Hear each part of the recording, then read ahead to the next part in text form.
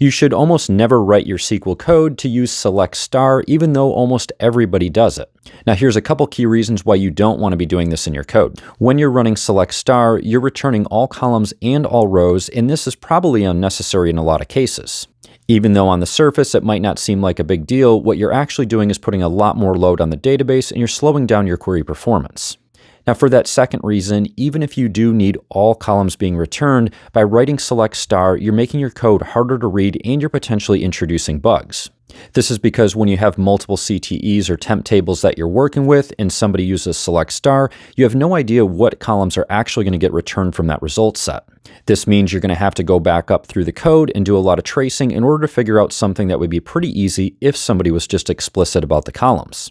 The other issue is, in a union statement like this where someone's using a select star, if those columns are coming back in the wrong order in those two result sets, you could likely produce a bug and not even know it.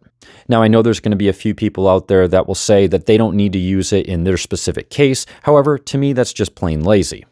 It doesn't take a lot of effort to list out all of the fields, and you can easily get that by doing a show table on your database.